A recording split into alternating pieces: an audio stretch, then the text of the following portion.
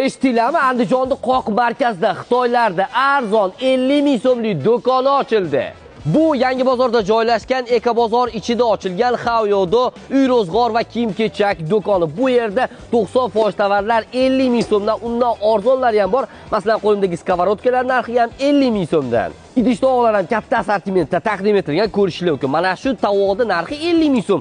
Sal kichkinaroqlari bor. Bular 30 ming so'mdan, bular ham 30 ming so'mdan. Bu fenlar ham 50 ming so'mdan ekan. Qoshiq, vilka, cho'mich, kapkir, oshxona anjomlari hammasining narxi 30, 40, 50 ming so'mdan. Parfyumeriya mahsulotlari, atirlar, sanitar gigiyenik vositalar hammasi 30, 40, 50 ming so'mdan. Masalan, mana shu qo'limdagi shampun 1 litr 380 millilitr 50 ming so'm. Oyoq kiyim qo'yadigan podstavka 50 ming so'm, hammom yoki hojatxonaga qo'ygani va sanitar gigiyenik narsalar terib qo'yadigan podstavka ham 50 ming so'm. Tozalovchi va yuvuvchi mahsulotlar ham juda ham katta assortimentda taqdim etilgan. Masalan, mana shu qo'limdagi gelli narxi 50 ming so'm, bunisi narxi ham 50 ming so'm, lekin yonida sovg'asi bor, idish yuvgani. Undan tashqari, yumshoq tualetning bumagalar narxi 20 ming so'm, pachkada 6 ta bo'ladi. Mana shu orqamda turgan barcha oyoq kiyimlar hammasi 50 ming so'mdan.